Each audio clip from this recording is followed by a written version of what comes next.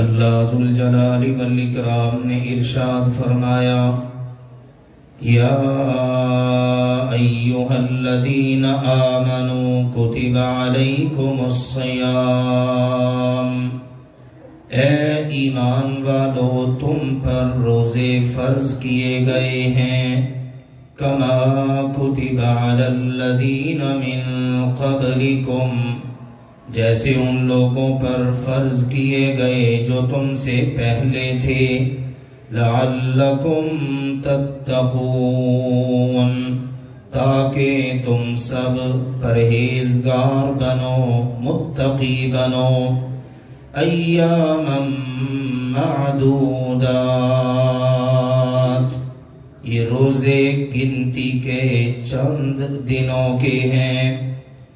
دوسرے مقام پر اللہ سبحانہ وتعالی نے فرمایا یا ایھا الذین آمنوا اتقوا اللہ، اے ایمان والو اللہ سے ڈرتے رہو، وَلْتَنْظُرْ نَفْسٌ مَّا قَدَّمَتْ لِغَدٍ، اور ہر شخص غور کرتا رہے کہ اس نے کل قیامت کے لیے کیا آگے بھیجا ہے۔ وَاتَّقُوا اللَّهَ، اور اللہ سے ڈرتے رہو، إِنَّ اللَّهَ خَبِيرٌ بِمَا تَعْمَلُونَ، یقیناً تم جو عمل کر رہے ہو اللہ ان سے پوری طرح باخبر ہے۔ وَلَا تَكُونُوا كَالَّذِينَ نَسُوا اللَّهَ فَأَنسَاهُمْ أَنفُسَهُمْ، ان لوگوں کی طرح نہ ہو جانا جنہوں نے اللہ کو بھلا دیا، پھر اللہ نے بھی سزا کے طور پر انہیں ان کا اپنا آپ بھلا دیا۔ اولئک هم الفاسقون، یہ روش فاسقوں کی ہے، ایمان والوں کی نہیں۔ لا يستوی اصحاب النار واصحاب الجنہ، جہنم والے اور جنت والے برابر نہیں ہیں۔ اصحاب الجنت هم الفائزون، جنت والے ہی کامیاب ہیں۔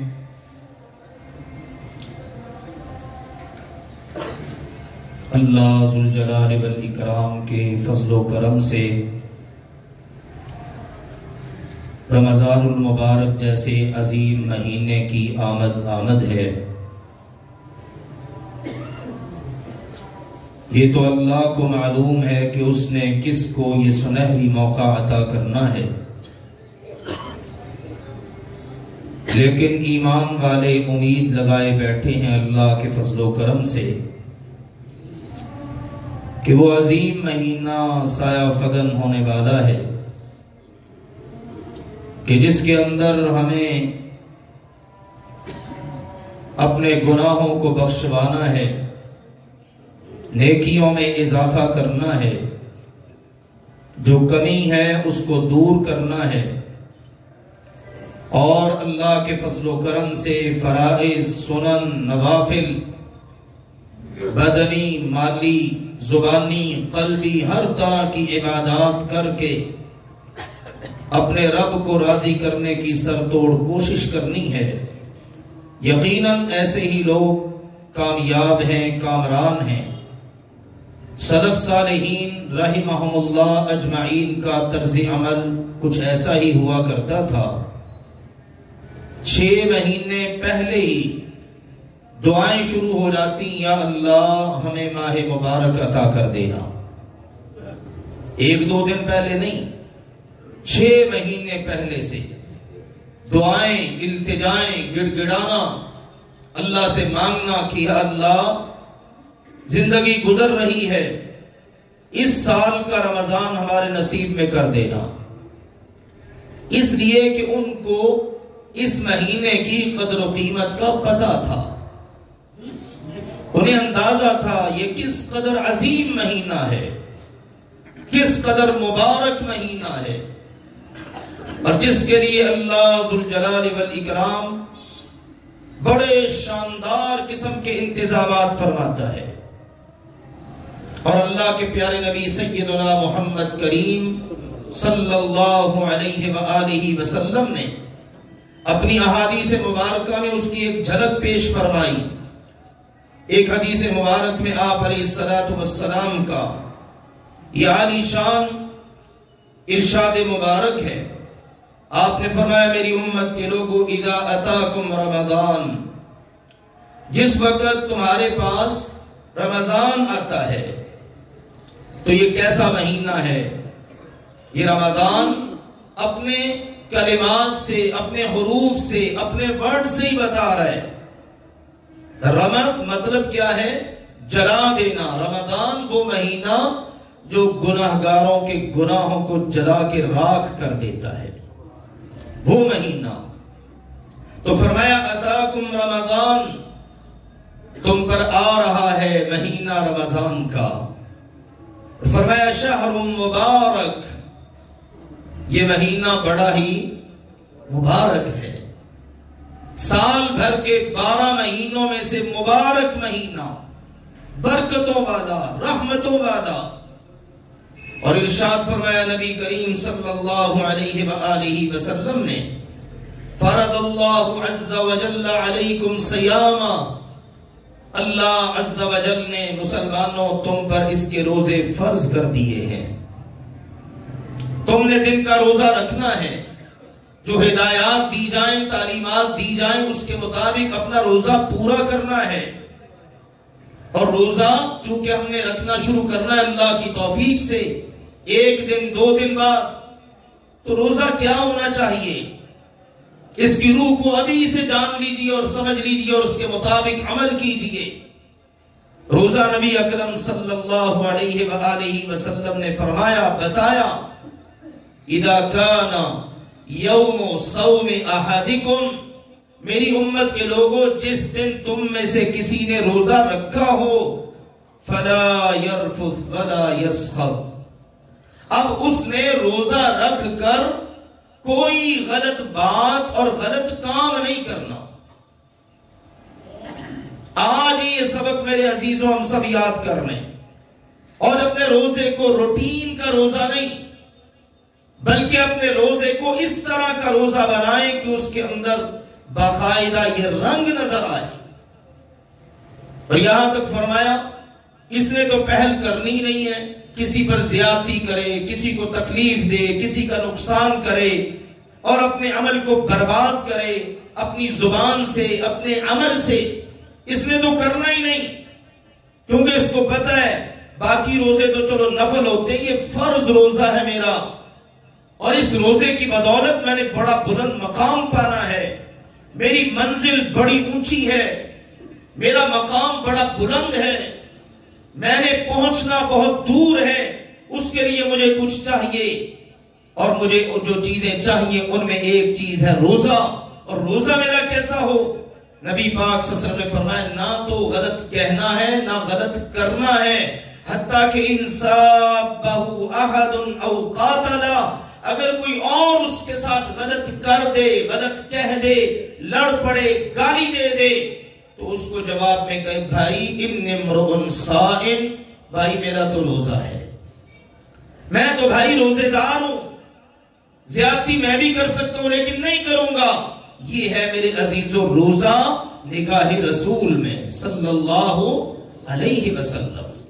میری اور آپ کی نگاہ میں تو روزہ یہ ہوتا ہے نا، صبح سحری بہت اچھی کریں، آپ دیکھیے نا ہم لوگوں نے انتظامات شروع کر دی، ہر گھر میں انتظام ہو رہا ہے، لیکن آئیے یہ سبق آپ کو مسجد سے ملے گا، منبر محراب سے ملے گا کہ اصل روزہ کیا ہے، اصل تیاری جناب یہ نہیں ہے، وہ تو آپ پانی کے چند گھونٹ پی کر بھی روزہ رکھ لیں گے ہو جائے گا، چند کھجورے کھا کر روزہ رکھ لیں گے ہو جائے گا، افطاری میں پرتکلف افطاری نہ بھی ملی تو گزارا ہو جائے گا، لیکن اگر یہ چیزیں نہ ہوئیں تو گزارا نہیں ہوگا۔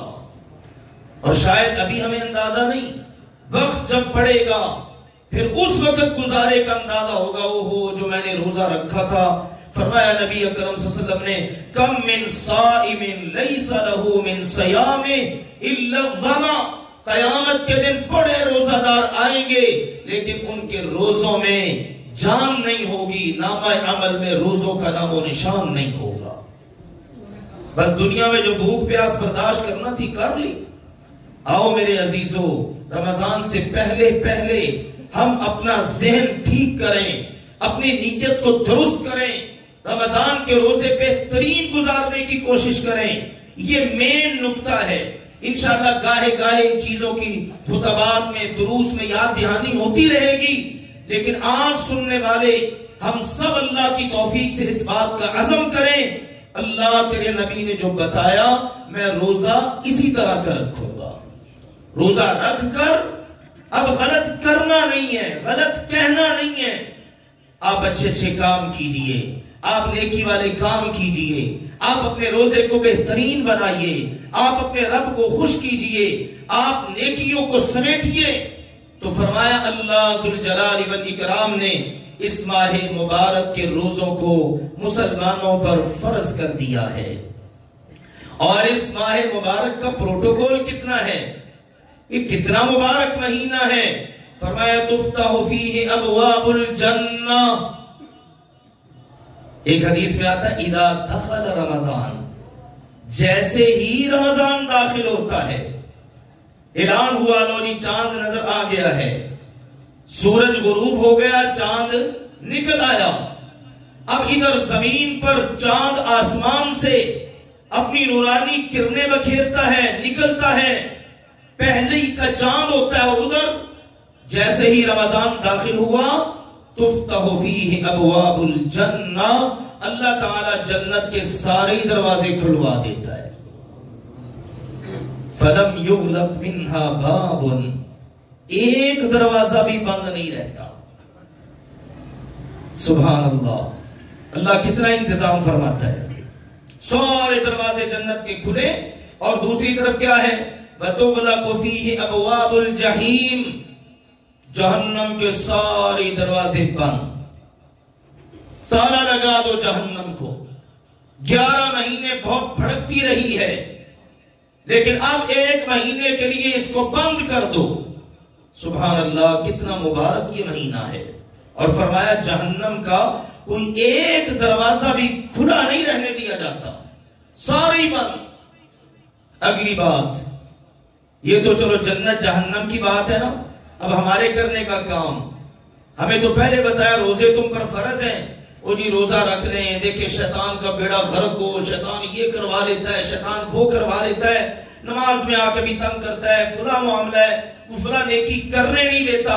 ہم سارا کوستے ہیں شیطان کو. نبی پاک صلی اللہ علیہ وسلم نے کیا فرمایا؟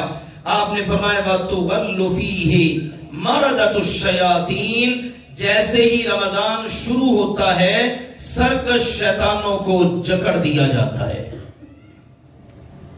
توق پہنا دیے جاتے ہیں، زنجیریں پہنا دی جاتی ہیں. اب تم پورا مہینہ اللہ کے فرمان کے مطابق کہ میرے بندوں کو اب گمراہ نہیں کر سکو گے، قبل از وقت اہتمام کیجئے. ہاں میرے عزیزو، بات اگرچہ میرے لیے آپ کے لیے کڑوی ہو، لیکن ہمیں اس کا اعتراف کرنا ہوگا. اگر ہماری ہی طبیعتیں شیطانی ہو جائیں پھر ایک رمضان کیا کئی رمضان میں آئیں تو اثر نہیں ہوتا. شیطان کا تو قصور نہیں ہے، رحمان کی تو کوئی معاذ اللہ اس کی طرف سے کمی نہیں ہے. ہم روزے رکھ کر بھی اگر باز نہ آئیں، ہماری طبیعتوں میں رحمان کی رحم کی جھلک نظر آنے کی بجائے شیطان کی شیطانیت ہی غالب رہے، تو پھر ہمارے روزے تو جس طرح ہیں وہ تو ہم سالہ سال سے رکھتے ہی آ رہے ہیں. اس لیے اصلاح ہم نے کرنی ہے، درست ہم نے اپنے آپ کو کرنا ہے، ہم نے اپنے آپ کو سنبھالنا ہے. روزے سے پہلے پہلے تنہائی میں بیٹھ کر ان باتوں کو آپ سن لیجئے، غور کیجئے پھر کہ یا اللہ میں نے روزے اتنے سالوں سے رکھتا آ رہا ہوں، رکھے ہیں، اب بھی رکھنے ہیں. یہ رمضان اللہ کرے ایسا ہو جائے کہ جو میری کایا پلٹ دے، مجھے جنتی بنا دے. کیونکہ کوئی معلوم نہیں ابھی تو یہ بھی نہیں پتا کہ یہ بھی نصیب ہوگا کہ نہیں. اگلا تو کسی کو علم ہی نہیں ہے. سال بعد کہتے ہیں یا قسمت یا نصیب. تو نصیب کی بات ہے. اب یہ مل رہا ہے موقع، فائدہ اٹھائیے. تو کاسر کے شیاطین کو جکڑ دیا جاتا ہے. اور ایک حدیث میں آتا ہے وَلِلَّهِ عُتَقَاءُ مِنَ النَّارِ وَذَلِكَ كُلَّ لَيْلَةٍ. ہر رات اللہ کتنے خوش نصیبوں کو جہنم کی آگ سے آزاد کر رہا ہوتا ہے. جہنم بند ہے، دروازے اس کے بند ہیں. اب اللہ تعالیٰ ہر رات بہت سارے خوش نصیبوں کو آزاد کر رہا ہے. یہ بھی جہنم سے آزاد. اس نے بڑا اچھا روزہ رکھا، اس نے میرے نبی کے کہے کے مطابق روزہ رکھا، یہ بھی آزاد. اس نے روزے میں یہ اچھا کام کر لیا، یہ بھی آزاد. تو یوں ہر رات اہتمام ہو رہا ہوتا ہے. اور اس حدیث میں فرمایا للہ فیہ لیلہ. یہ تو ہر رات لوگ جہنم کی آگ سے آزاد کی جا رہے ہوتے ہیں نا.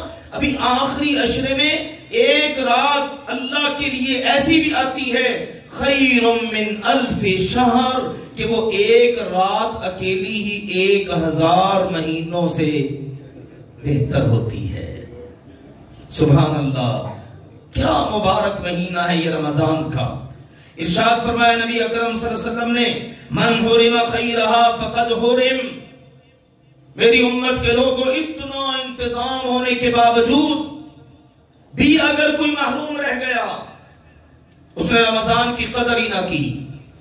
چلو جاتے جاتے کی آخری راتوں میں لیلۃ القدر کی تلاش نہ کی، محروم رہ گیا، تو فرمایا اس جیسا بد نصیب کوئی بھی نہیں ہے. بد قسمت دیکھنا تو یہ دیکھو، یہ اپنے گریبان میں جھانک کر دیکھے مجھے یہ موقع ملا تو مجھ سے ضائع کیوں ہو گیا. تو میرے عزیزوں یہ انتظامات ہیں. آئیے ایک حدیث آپ کے سامنے ایمان افروز عرض کرتا ہوں. اس سے آپ کو رمضان کی قدر و قیمت کا مزید اندازہ ہو جائے گا.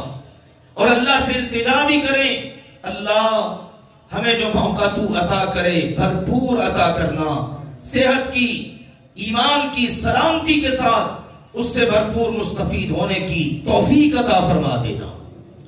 سیدنا طلحہ بن عبید اللہ رضی اللہ تعالی عنہ صحابی رسول ہیں. دلچسپ واقعہ ذکر کرتے ہیں. کہتے ہیں اللہ کے نبی صلی اللہ علیہ وسلم کے پاس 2 آدمی آئے، اکٹھے ہی آئے، دوست تھے، یار بیلی تھے. اسلام گھر کر گیا دل میں، آگے اللہ کے نبی کی خدمت میں اور آ کر اسلام قبول کر لیا.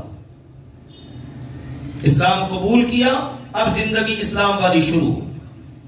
دونوں ہی چل رہے ہیں، لیکن ایک کی طبیعت کے اندر ذرا سستی، کوتاہی، نرمی، فرائض کا اہتمام ہے، دیگر کو آگے بڑھ چڑھ کر کوئی اعمال کرنے کی ہمت نہیں. اور ایک بڑا ماشاءاللہ تیز ہے، بڑا بہترین زندگی گزار رہا ہے، کبھی کسی مارکے سے پیچھے نہیں رہتا، بڑھ چڑھ کر نیکی کے کام کر رہا ہے.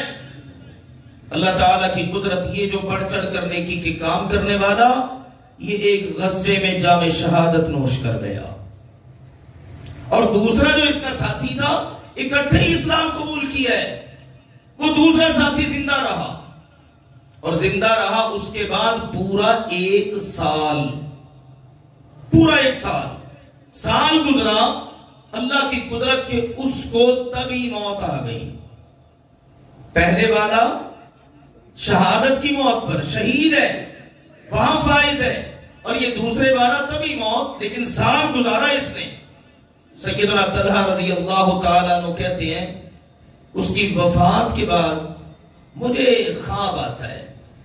خواب میں کیا دیکھ رہا ہوں، یہ جو سال بعد تبھی موت فوت ہونے والا ہے، کیونکہ موت پر کسی کا کوئی اختیار نہیں ہے. ہم میں سے ہر بندہ ہی چاہتا ہے کام بے شک سارے الٹے سیدھے ہوں، لیکن یار سجدے کی حالت میں موت آئے، یار بیت اللہ میں موت نصیب ہو. ہم سب کی خواہش ہے، لیکن کسی کا اپنی موت پر کنٹرول، وہ وہیں آنی ہے جہاں اللہ نے لکھی ہے. کتنے لوگ ہیں میدان جہاد میں جاتے ہیں، موت کو موت کی جگہوں پر تلاش کرتے ہیں، موت آتی نہیں ہے، بستر پر موت آ جاتی ہے، ایکسیڈنٹ میں موت آ گئی. یہ اللہ کا نظام ہے. تو اب یہ بعد میں فوت ہونے والا تبھی موت، یہ شہید سے پہلے جنت میں جا رہا ہے. میں اٹھا، بیدار ہوا، بڑا تعجب ہوا، حیرانگی ہوئی. میں نے اپنے احباب سے، ساتھیوں سے، صحابہ کرام سے اس بات کا تذکرہ کیا.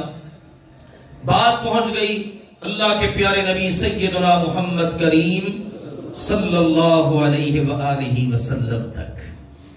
یہ صحابہ کرام کی خوبصورت ادا ہے. خود سے کوئی فیصلہ نہ کرتے. اللہ کے نبی ہیں نا، بس وہی فیصلہ دیں گے، وہی فائنل بات کریں گے. جو بات وہاں سے ہو جائے گی پھر چوں چرا نہیں. اب بات پہنچ گئی اللہ کے نبی کے پاس. اللہ کے پیارے نبی علیہ السلام نے کہا تمہیں تعجب کس بات کا؟ تم لوگ تعجب کر رہے ہو؟ آؤ سنو ایک بات بتاؤ. الیس ھذا قد مکث بعدہ سنتن، کیا یہ بعد میں فوت ہونے والا اس شہید کے بعد پورا 1 سال زندہ نہیں رہا؟ جی بالکل وہ تو رہا ہے. پھر ارشاد فرمایا فَأَدْرَكَ رَمَضَانَ فَصَامَ، اس نے رمضان المبارک کا مہینہ پایا. اس سال میں رمضان کا مہینہ آیا، اس نے کوتاہی نہیں کی، یہ روزے کا چور نہیں بنا، اس نے کسی قسم کی اس کے اندر روزہ رکھنے میں کوتاہی کا سامنا نہیں کیا، کوتاہی کا ارتکاب نہیں کیا. اس نے اس کے روزے رکھے اور اس کے بعد فرمایا وَصَلَّى كَذَا وَكَذَا، اور یہ پکا 5 وقت کا نمازی بھی تھا.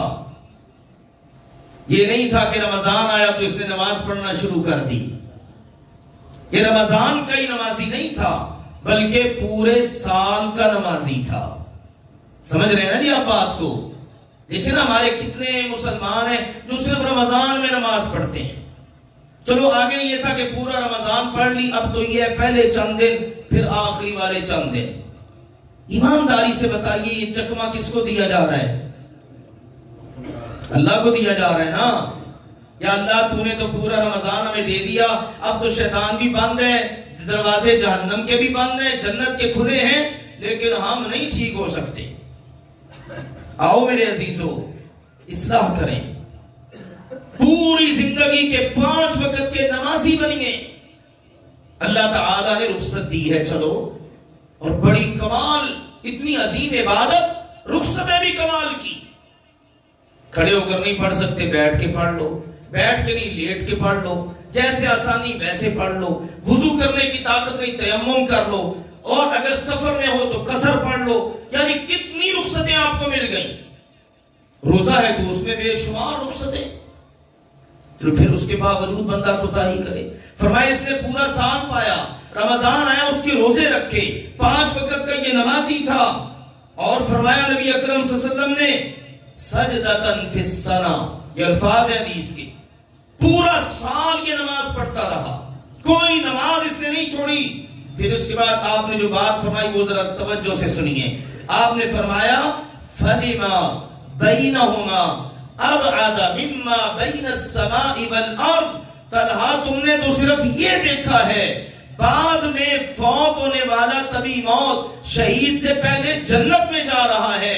اللہ تعالیٰ نے مجھے یہ بتا دیا اور میری زبان سے سن لو، یہ طبی موت فوت ہونے والا جس نے نماز پورا سال پڑھی، جس نے رمضان کے روزے رکھے، اللہ نے ان دونوں کے درمیان درجوں کا اتنا فاصلہ رکھ دیا ہے جتنا زمین سے آسمان کا فاصلہ ہے.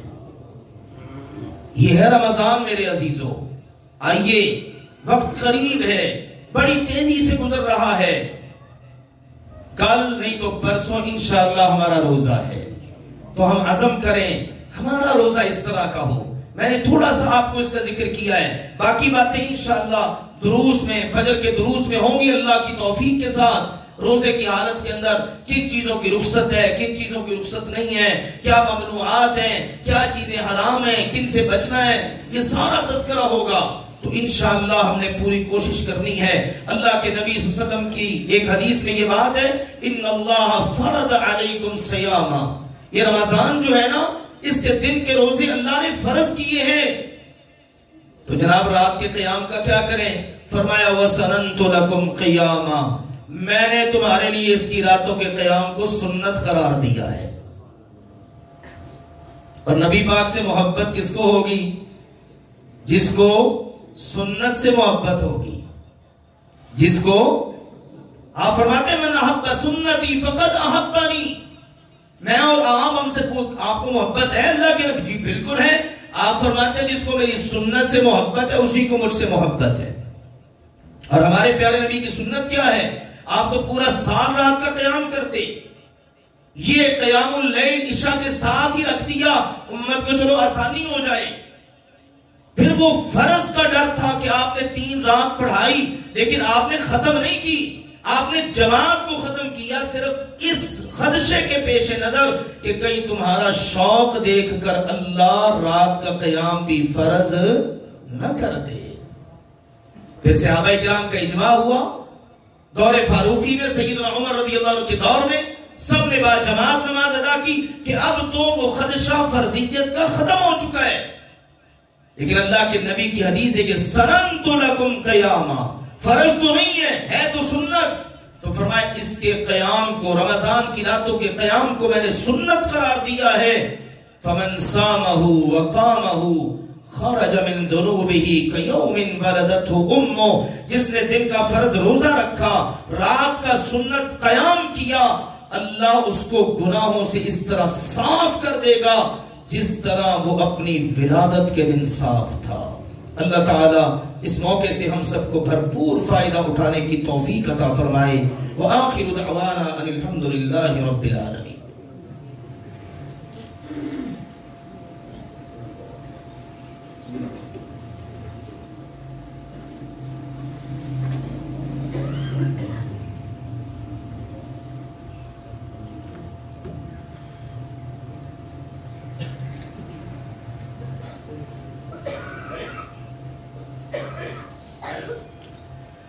الحمد لله نحمده ونستعينه ونستغفره ونعوذ بالله من شرور أنفسنا ومن سيئات أعمالنا، من يهده الله فلا مضل له ومن يضلل فلا هادي له، وأشهد أن لا إله إلا الله وحده لا شريك له، وأشهد أن محمدا عبده ورسوله، أما بعد۔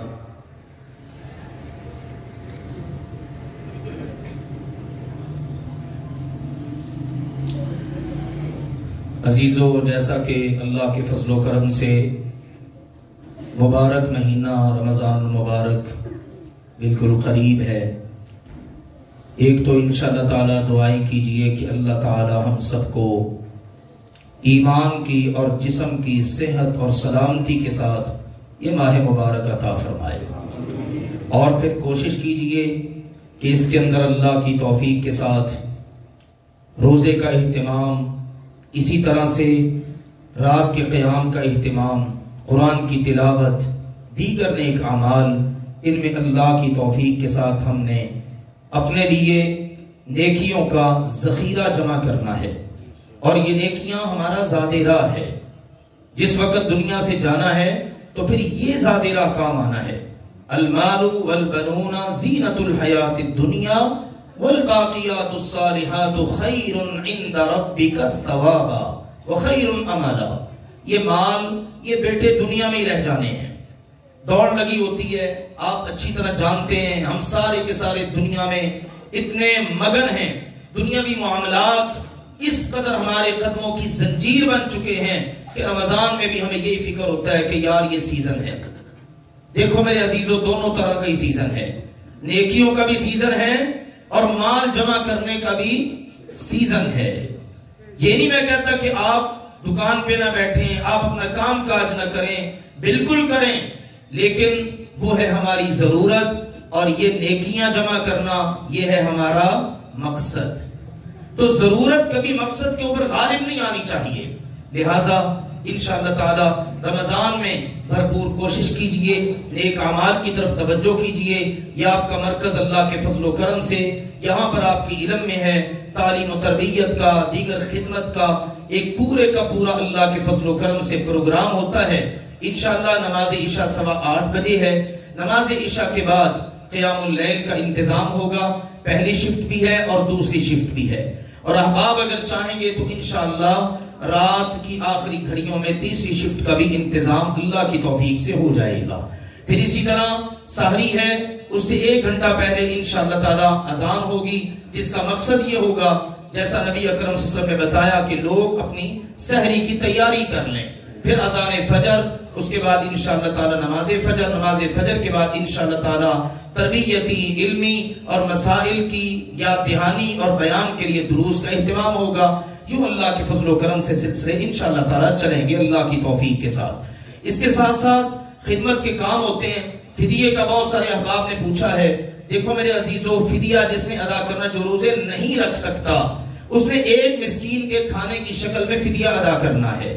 وہ تقریباً ایک دن کا ہم نے جو اوسط نکالی وہ 500 روپیہ ہے، تو یوں کہہ لیجئے پورے 30 دنوں کا 15,000 روپیہ۔ جو فدیہ ادا کرنا چاہتے ہیں وہ بر وقت باہر دفتر میں انشاءاللہ تعالی جمع کروا دیں اور باقاعدہ نوٹ کروا دیں، تاکہ اللہ کی توفیق کے ساتھ اس کو مسکینوں کے کھانے کی مد میں ہی استعمال کیا جا سکے۔ اسی طرح آپ کے علم میں ہے کہ اپنے مرکز القدس کے زیر انتظام اللہ کی توفیق سے مختلف جگہوں پر یہ افطار دسترخوان لگائے جاتے ہیں۔ ایک روزہ دار کی افطاری کا خرچ ہے صرف 200 روپیہ۔ یقیناً حیرانگی تو ہوتی ہے، ہم تو اپنے گھروں کے اندر کرتے ہیں افطاری تو بڑا لمبا چوڑا خرچ ہوتا ہے، بہت ساری وہ پرتکلف افطاری ہے۔ یہ ہے کہ اس کے اندر کھانا ہے، کھجور ہے، پانی ہے، بنیادی ساری چیزیں اللہ کی توفیق سے ایک ریزنیبل اللہ کے فضل و کرم سے افطاری کی جا سکتی ہے۔ یہ مستحق غربا، مساکین، مسافر لوگ یہ افطاری کرتے ہیں۔ تو انشاءاللہ جو احباب چاہیں 100 افراد کا 20,000 روپے ایک دن کا خرچ ہے۔ یہاں مرکز میں چاہیں یا دیگر جگہوں پر لگنے والے ہمارے دسترخوان ہیں، وہاں پر تشریف لائیں، خود آئیں، سامان مہیا کریں، جس طرح آپ کا دل کرے آپ اللہ کے فضل و کرم سے یہ خدمت سر انجام دے سکتے ہیں۔ اسی طرح سے راشن کا انتظام ہوتا ہے۔ راشن کا ہر سال ہم الحمدللہ مستحق گھرانوں میں ان کے لیے انتظام کرتے ہیں، تو اس کی اماؤنٹ اس بار ہے 15,000 روپیہ ایک راشن پہ ہے۔ 6 سے 7 فیملی ممبران ہیں، روزے رکھنے ہیں سب نے، تو پورے مہینے کے لیے ان کو بنیادی چیزیں اللہ کی توفیق سے مہیا کر دی جاتی ہیں۔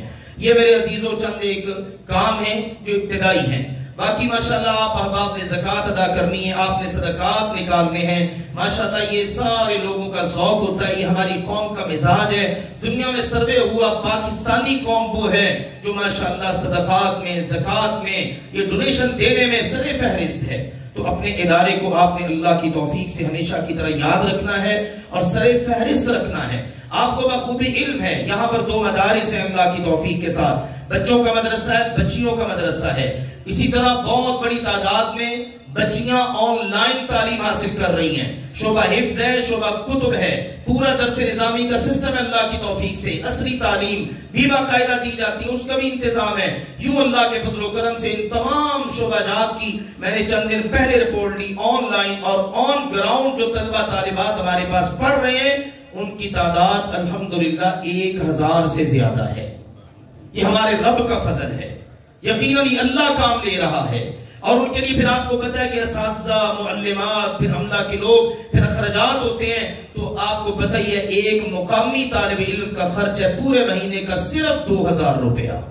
ماشاءاللہ بہت سارے احباب نے ذمہ لے رکھا ہے، وہ اس ماہ مبارک میں اس کی تجدید فرمائیں، جنہوں نے ابھی تک نہیں لیا وہ اپنی ذمہ داریاں قبول کریں۔ ماشاءاللہ آپ دیکھتے ہیں کسی نہ کسی جمعے کے بعد کوئی نہ کوئی بچہ اپنا آخری سبق سنا رہا ہوتا ہے۔ کتنے بچے ہیں جو باپ کی شفقت سے، ماں کے پیار سے محروم ہیں، ایسے بچے بچیاں بھی ہمارے پاس پڑھ رہے ہیں، تو ان کی کفالت کیجئے۔ وہ طالب علم جو ہمارے پاس رہتے ہیں دن رات، کھانا بھی یہیں، مکمل اخراجات، تو ایک طالب علم اس کی کفالت کا خرچ ہے صرف 7000 روپیہ۔ تو انشاءاللہ اس میں بھی آپ سب نے نیت کرنی ہے، رمضان میں اپنے ذمہ لیجئے، باقی کے کام بھی اللہ کی توفیق سے جاری و ساری ہوتے ہیں۔ دارالفتاح آپ کا یہاں موجود ہے، دارالعلاج آپ کا روحانی امراض کے سلسلے میں وہ موجود ہے، خدمت کے دیگر کام ہوتے ہیں، تو بچیوں کی شادیوں کے مواقع آ جاتے ہیں، اس موقع پر ہیلپ ہو جاتی ہے، اچانک کسی کا کوئی مسئلہ بن گیا اس کے لیے الحمدللہ ہم اپیل کرتے ہیں، دوستوں کو توجہ دلاتے ہیں، تو یوں یہ سلسلے اللہ کی توفیق سے جاری و ساری ہیں۔ آپ دعا بھی کیجئے اور ہمیشہ کی طرح اللہ کے فضل سے ہمارے دست و بازو بھی بنی ہے۔ اس کے ساتھ ساتھ یہ ہے غزہ کے مسلمانوں کے لیے بھی آپ کو پتہ ہے تعمیر نو کے سلسلے ان کا بھی ہماری جماعت نے آغاز کر دیا، مسلم میڈیکل مشن کے پلیٹ فارم سے پہلے ماشاءاللہ راشن کی تقسیم وہ ایک بڑی تعداد میں ہو بھی چکی ہے، آگے بھی ظاہر ہے ضرورت ہے۔ پھر اسی طرح آپ کو پتہ ہے یہاں کا موسم بھی کیسا ہے، وہاں بھی سردی کے معاملات، دیگر امور، تو پھر تعمیر نو کے سلسلے، مساجد نہیں ہے بیچاروں کے پاس، ہسپتال نہیں ہے، اور اسی طرح سے معذور لوگ ہیں، ٹھیک ہے نا, جسم کے کتنے کتنے اعضاء بیچاروں کے کٹ چکے ہیں, ان کے لیے اللہ کے فضل و کرم سے ایک پوری مہم ہے جو ہمارے مرکز کی طرف سے بھی چلتی ہے. پہلے بھی جو آپ نے امانتیں دی وہ اللہ کے فضل و کرم سے پہنچا دی گئی. اللہ تعالیٰ سب کا عمل اپنی بارگاہ میں قبول فرما لے. آخری گزارش ضمن میں یہ ہے کہ یہ جو پائن ایوینیو روڈ ہے آپ سب کے علم میں ہے, یہ جو لیک سٹی اور یہ ویلنشیا اس ایریا میں یہ مین پر وہاں پر ہے دیحال مارک ایونٹس کے نام سے ایک بہت بڑا ہال ہے. وہ پورے ایریے کے اندر بیت العتیق میں ذرا تھوڑا سا سائڈ پہ پڑتا, پھر باقی بھی.